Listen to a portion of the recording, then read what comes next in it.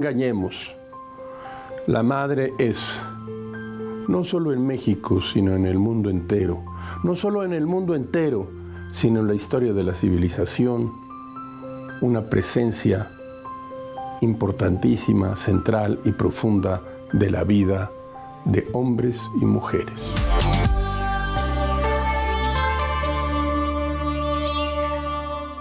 Bienvenidos a La Otra Aventura, un espacio dedicado al mundo de los libros.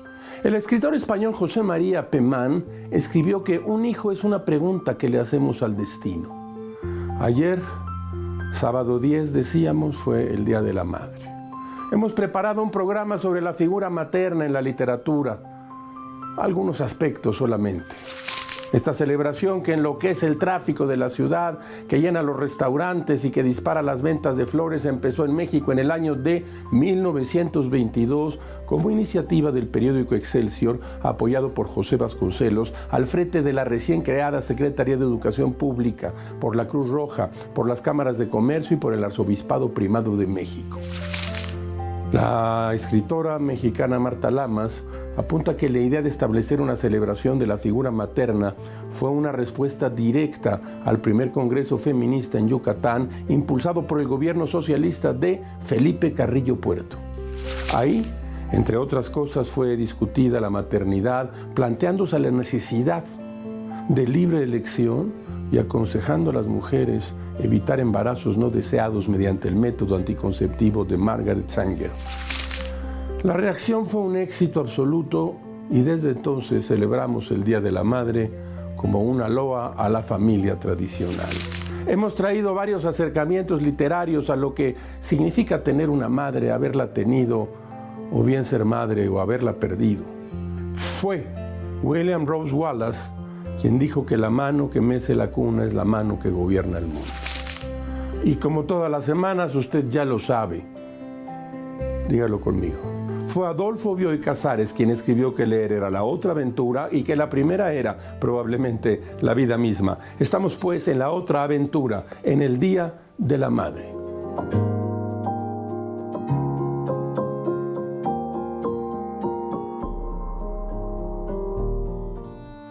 Traigo aquí una breve memoria de mi madre que escribí hace 10 años. Debe ser la edad. Siempre detesté el Día de la Madre, su cauda de frases cursis, su estela de fotografías de ancianas venerables. Pero, mire usted, de un tiempo a esta parte la celebración me recuerda a mi orfandad. Es decir, me trae a mi madre del polvo en que la convertimos resuelta en memoria. La memoria es el Dios de los ateos. Viene mi madre, durante el temblor, a decirme que salga de inmediato, que me tardo, que soy una barbaridad, que siempre he sido un tarambana, un ojo alegre, el vivo retrato de mi padre. Viene mi madre a buscarme a la escuela primaria José Mariano Fernández de Lara. Llega tarde, una hora de tortura en el patio escolar, después de que ha sonado el timbre de salida. El retraso de mi madre me desvencija y lloro. Por fin llega, y yo le reclamo con una rabia desconocida: no llegabas. ¿Tú crees que yo te dejaría abandonado? No. Entonces, dice mi madre, ¿por qué lloras? No sé, le respondo aliviado desde mis 8 años. Mi madre y el hígado encebollado forman un capítulo de novela. Ella vivió convencida de que el hígado proveía de una fuerza física impresionante y que estimulaba la inteligencia. Cuando me sacaba un 10 en materias difíciles, ella sabía en secreto: el hígado nunca falla. Decía orgullosa de la alimentación con que me volvía un niño fuerte e inteligente. Muchos años después, la medicina desacreditó al hígado y lo convirtió y lo remitió a la lista de alimentos peligrosos. Según esto, el hígado consiste en una bomba de triglicéridos capaz de estallar el corazón de un adolescente enamorado. Mi madre se hundió en el desaliento y luego desconfió. No saben nada, inventos, mentiras, propaganda. Cuando mi madre descalificaba seriamente algo, siempre utilizaba la palabra propaganda. La verdad es que el hígado vino a menos en casa y en la propuesta nutritiva un día simplemente desapareció de nuestra dieta. El pescado cotizó altísimo, el omega 3 y la manga del muerto, pero ¿quién compraba entonces guachinango? Moros con cristianos, sí, base de nuestra dieta. Mi madre iba y venía por un departamento sin muebles, mis hermanas asistían a la escuela y yo acompañaba a mamá. Se daba tiempo para leer a Freud, lo digo en serio. Mi hermano mayor, que estaba loco, le daba libros de Freud. 3 ensayos sobre sexualidad infantil, la etiología de la histeria. Si recuerdo bien, mi mamá avanzó en la lectura de la interpretación de los sueños. Le decía a mi hermano mayor, yo no creo que todo en la vida se deba a algo sexual. Freud exageraba. Y mi madre tuvo razón, pero no voy a meterme ahora aquí en la otra aventura en esa camisa de 11 varas. Cuando mi madre estaba descorazonada, se ponía una pañoleta en la cabeza, me tomaba de la mano y me llevaba a la iglesia de la Coronación. Las mujeres aún se tapaban para entrar al templo. No sé si en estos tiempos se usa velo.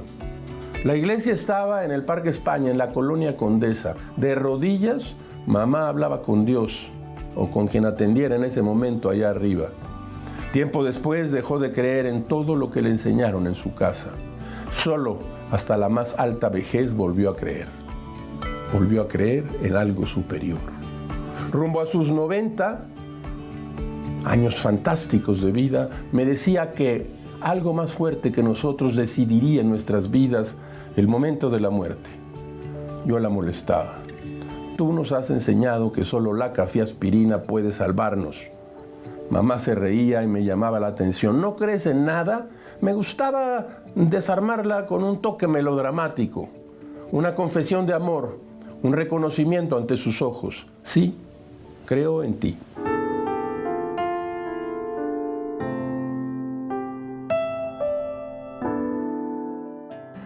Antes de significar ternura o sacrificio, madre fue sonido.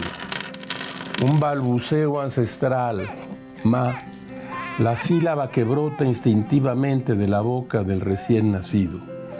Esa vocal abierta y básica aparece en muchas lenguas, como si el mundo entero hubiera intuido la necesidad de nombrarlo primero. Según el Diccionario Crítico Etimológico Castellano e Hispánico de Corominas y Pascual, tengo aquí 2 tomos, precisamente uno de ellos, en donde viene la M, un gran diccionario que utilizan los escritores que elogian unos y otros académicos. Bueno, pues según este diccionario, madre proviene del latín mater, heredera de la raíz proto-indoeuropea meter, compartida por lenguas tan distintas como el sánscrito, matr, el alemán, Mutter, el francés, mère, o el inglés, mother. La raíz ma no solo designa a quien da vida, sino también a aquello desde donde algo se forma. En latín, materia nombraba la sustancia de la que todo está hecho. Así, madre alude tanto a una figura humana como a un principio estructural, origen y constitución. El paso de los siglos le añadió a esa raíz nuevas capas, afectivas, espirituales, incluso ideológicas, pero bajo todas ellas permanece su función más antigua, señalar el principio. Decir madre es nombrar a un punto de partida, más que designar a alguien. La palabra nombra un lugar en la lengua y en la memoria, una palabra que sobrevive no por tradición, sino porque sigue diciendo lo que ninguna cultura ha podido evitar nombrar. Madre es raíz y testimonio. Y mientras alguien necesite decir de dónde viene, ella seguirá siendo la primera palabra.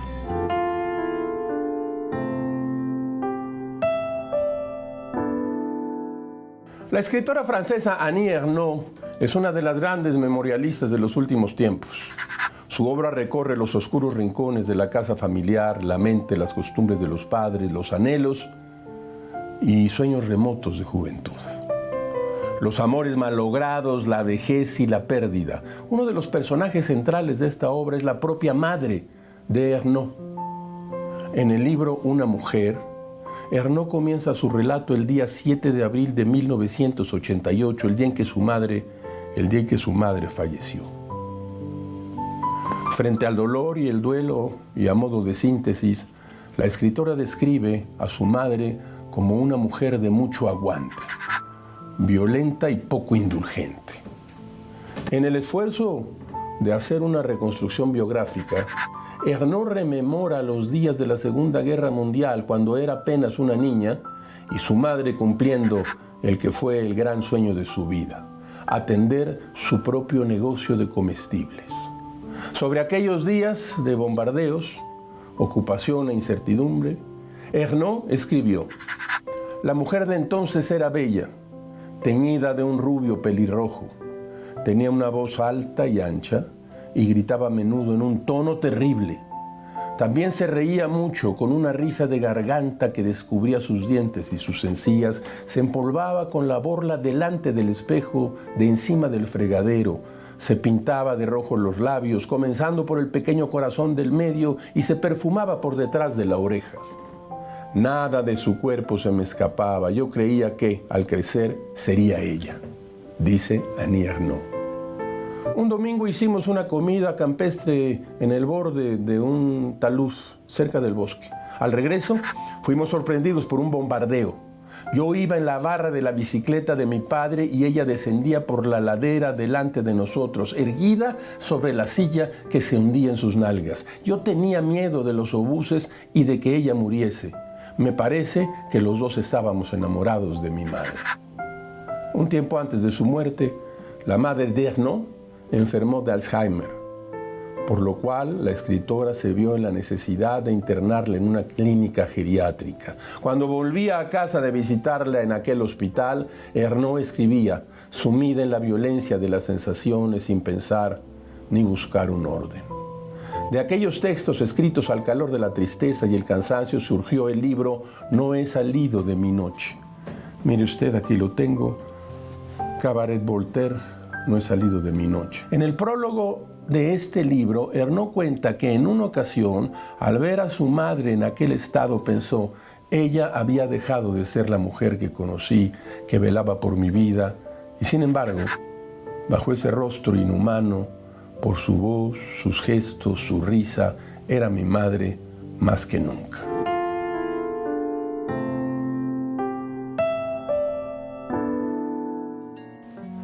En el año de 1974 apareció Pasado en Claro, de Octavio Paz, un largo poema de más de 700 versos donde el poeta mayor de la literatura mexicana reinventó su pasado con una potencia literaria sin parangón. Su título original era Tiempo Adentro. Pero el entonces director del Fondo de Cultura Económica, Jaime García Terrés, propuso otro y Paz estuvo de acuerdo.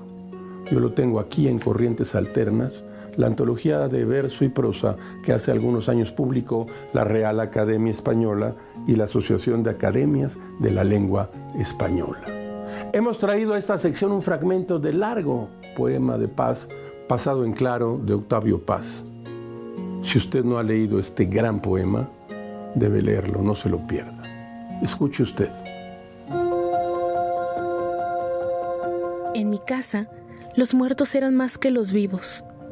Mi madre, niña de 1000 años, madre del mundo, huérfana de mí, abnegada, feroz, obtusa, providente, jilguera, perra, hormiga, jabalina, carta de amor con faltas de lenguaje. Mi madre, pan que yo cortaba con su propio cuchillo cada día. Los fresnos me enseñaron, bajo la lluvia, la paciencia, a cantar cara al viento vehemente. Virgen somnílocua, una tía me enseñó a ver con los ojos cerrados, ver hacia adentro y a través del muro. Mi abuelo a sonreír en la caída y a repetir en los desastres.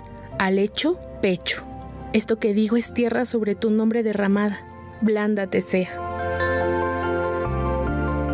Del taller de La Otra Aventura, libros relacionados con el tema que tratamos en esta emisión, directamente. Usted lo sabe. El gran intérprete de la madre, Sigmund Freud. ¿Y por qué no recomendar de nuevo Una vida de nuestro tiempo, Peter Guy, un libro extraordinario, es la biografía de Freud. Usted sabe el complejo de Edipo, las madres, el amor de los hijos y las hijas a las madres. Peter Guy. Y tenemos este libro que tiene que ver con las madres. Y es un libro del cual hemos hablado aquí. El albur y la alegría del idioma. ¿Por qué?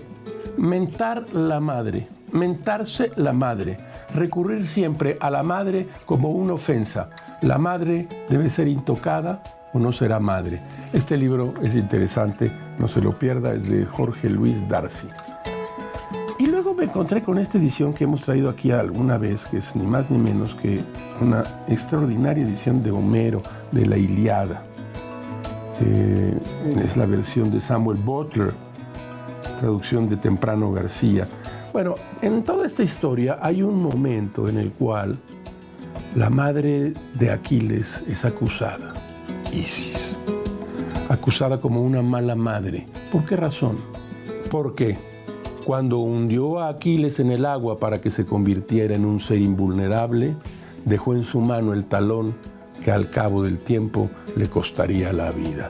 Esta edición de la Ilíada liberada es una maravilla. Si usted la encuentra, llévesela en el taller de La Otra Aventura.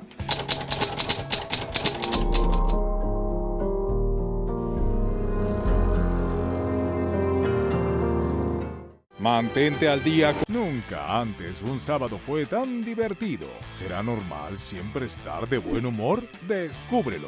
Llega a tiempo a la estación para subirte al tren del meme con Mara Durón y Hernán Hochstrasser. Sábado, 12 de la tarde, por ADN 40. ¿Por qué a veces te despiertas a las 3 de la mañana? Despertarse en la madrugada y tener problemas para volver a dormir es una situación molesta para muchas personas. Este trastorno en el sueño puede ocurrir entre las 3 y las 5 de la mañana y tiene una explicación científica. Según los expertos, tiene que ver con una baja de niveles de azúcar en sangre. El descenso de la glucosa provoca la liberación de hormonas del estrés, mayor cortisol y el aumento de la adrenalina. Estos tres factores alteran el sueño profundo y provocan que las personas interrumpan su descanso. Para no despertarse en la madrugada, reduzca el consumo de grasas saturadas, proteínas moderadas y pocos carbohidratos. Los ajustes alimenticios ayudarán a mejorar el descanso nocturno. Sin embargo, existen otros factores que pueden alterar el sueño, como lo son el estrés, la ansiedad y el consumo de ciertos medicamentos. Además, se sugiere evitar la exposición a pantallas, celulares y televisores antes de dormir. Y por supuesto, cualquier síntoma que tengas, consultar a un médico, ya que el sueño es fundamental para la salud. Para ADN 40, Fuerza Informativa Azteca.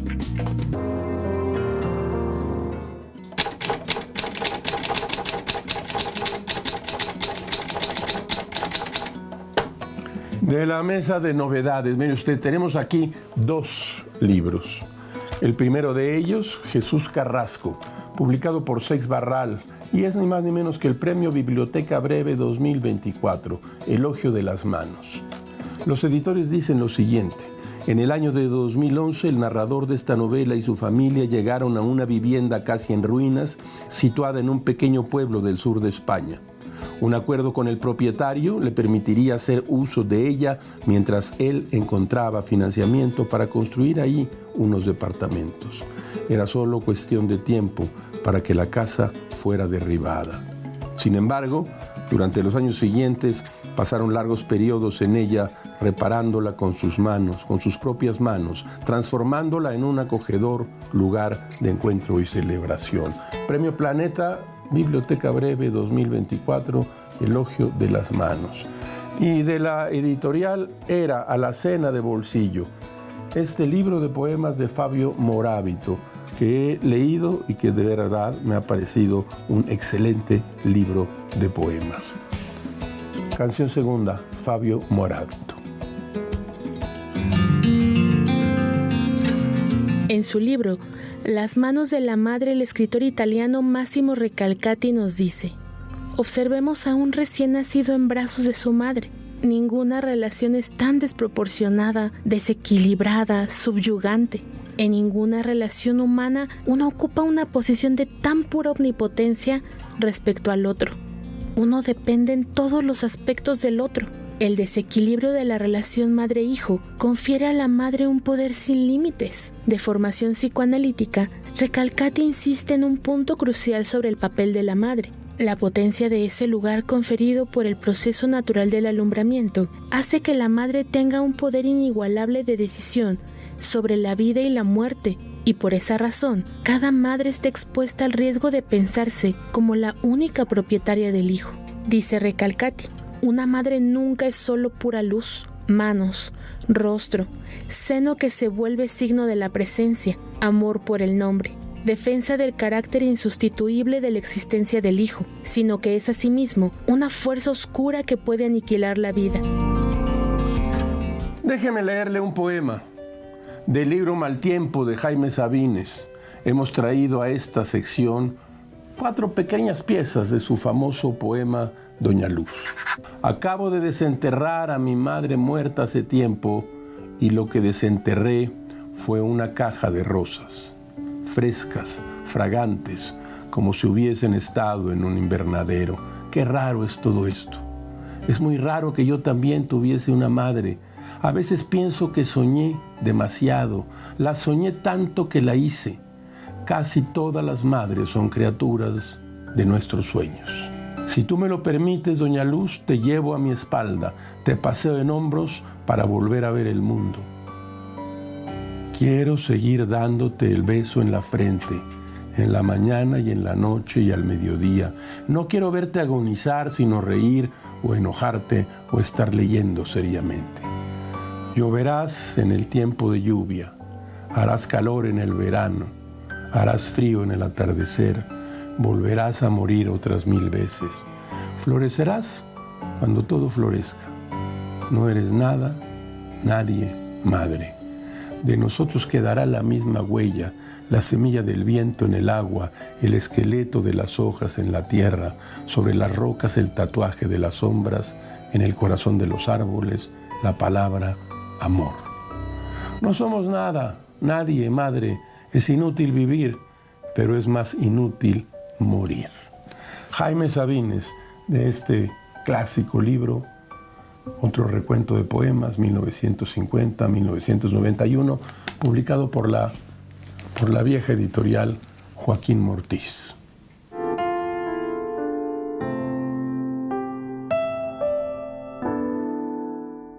Usted lo sabe. Hace un par de semanas falleció el Santo Padre de los católicos. El escritor español Javier Cercas tuvo oportunidad de conocerlo en el año 2023 en un encuentro con creadores y artistas en el Vaticano. Unas semanas antes, el encargado del Dicasterio de Comunicación de la institución romana le había propuesto escribir un libro sobre el viaje que Francisco haría a Mongolia. Ateo, anticlerical, irracionalista, recalcitrante sin duda, en sus propias palabras, Cercas tuvo como primer impulso rechazar la invitación. Sin embargo, la curiosidad intelectual y su madre le hicieron cambiar de opinión. Fue así que, en septiembre del año del 2023, Javier Cercas se subió a un avión con toda la plana mayor del Vaticano y los vaticanistas, así se les dice a los corresponsales de prensa que viajan con el Papa, para acompañar una de las misiones de Francisco en un país de muy pocos católicos. Durante el vuelo, Francisco mandó llamar a Cercas, que había pedido a los colaboradores del Papa la oportunidad de platicar con el vicario de Cristo al menos 5 minutos a solas. Esa fue su condición y apenas unas horas después de despegar, su petición fue cumplida. Cercas tenía una sola pregunta para Francisco. ¿Va mi madre a encontrarse con mi padre después de la vida? El libro se ha publicado recientemente, ha sido un gran éxito y además ha pasado por una gran coincidencia. El libro aparecía y el Papa moría. Mire, usted está publicado por Random House. El loco de Dios en el fin del mundo. En el capítulo 16 el autor nos dice, llegó el momento de hablar de ella, y se refiere a su madre. Escuche usted esto, dice Javier Cercas sobre su madre. Además de una mujer profundamente religiosa, mi madre es una mujer profundamente enamorada. Siempre lo fue, siempre quiso a mi padre. La gran aventura de su adolescencia fue conquistarlo. La gran aventura de su juventud, casarse con él. La gran aventura de su vida adulta, vivir con él. Los casó el cura de su pueblo, don Florián, amigo y consejero de ambos. Tuvieron 5 hijos y no tuvieron más porque, por usar palabras, Dios no quiso. 52 años vivieron juntos sin apenas separarse un solo día. Mi padre murió en sus brazos, literalmente. Nunca en mi vida he visto querer a nadie con una pasión tan desquiciada, tan obsesiva, tan furiosa, tan violenta, tan incondicional. No hacía más que repetir un razonamiento sin sentido. Yo entiendo que papá se haya muerto, decía la madre de Cercas. Lo que no puedo entender de ninguna manera es que no vaya a volver a verle. Cercas le llevó a su madre la respuesta del Papa. Un par de meses después, ella falleció. A los pocos días, Cercas recibió una llamada de un número desconocido. Del otro lado de la línea, una voz con acento argentino le aseguró que rezaría por su madre.